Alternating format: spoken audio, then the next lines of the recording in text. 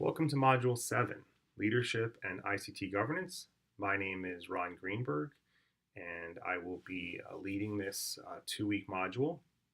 Before we start, I thought it might be helpful to give you a little background on my experiences.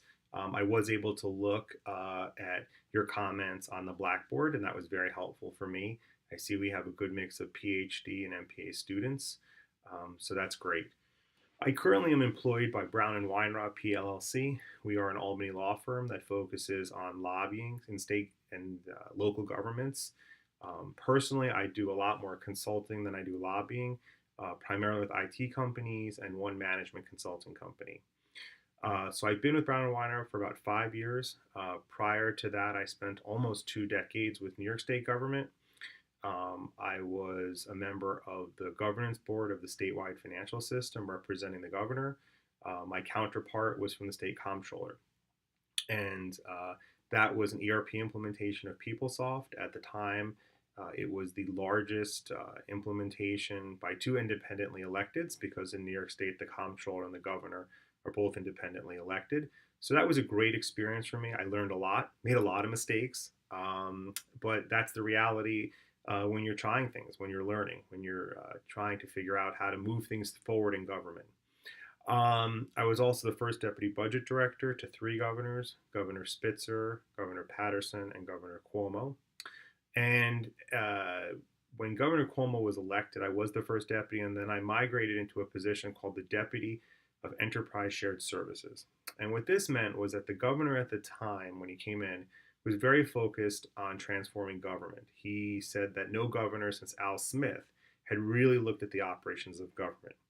So he created a State and Government Efficiency Commission, which is a commission of legislative leaders and business leaders, looking at everything from education policy to health policy to transportation policy. My emphasis was really on operations, really back office operations, day-to-day government, those things that are probably most similar to the private sector.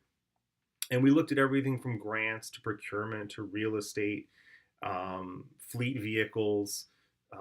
And, it was, again, a very interesting experience to have that opportunity in government to work with private sector experts, because the private sector had really already looked at this. And what did they do when they looked at this?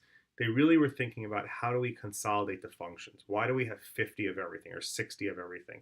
And that's what we did, right? So we worked with Deloitte and McKinsey, and we benchmarked, and we looked at how we performed versus the public sector versus the private sector. And one of the areas of most interest probably to us is IT. And when we looked at IT, we saw that the state had 50 data centers, where someone like HP had 2 data centers for the entire world. We had 27 different email systems. We didn't have VoIP phones, right? So if you're thinking about, Verizon Fios or something like that, people at the state at the time were still using old copper wires. So we made a recommendation to the governor and the governor's SAGE Commission, and they approved it, and the legislature approved it. And ultimately, the governor was able to consolidate through his leadership about 50 CIOs, about 3,500 to 4,000 people, and about $1 billion into a new agency called the Office of Information Technology Services. So the other thing I wanted to talk about was a little bit my approach to this module. So I'm looking at this more as offering you a toolkit.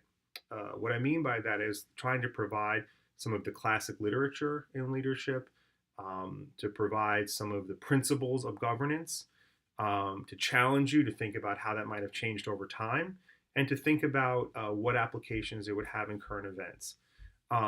From there, I think it's a nice foundation as you finish your education, as you go out into the, quote, real world, whether you've had experience or not, to have this underlying foundation, and to think about, as the world around you is changing, that you have a toolbox by which to evaluate. So I'm not going to spend a lot of time on the video myself. I'd really like to have you spend more time doing the readings, looking at the videos, responding online. So that's kind of my view on this. I want to thank you for the opportunity. I'm really excited. And this was my first online presentation, so I hope it was okay. Thank you very much.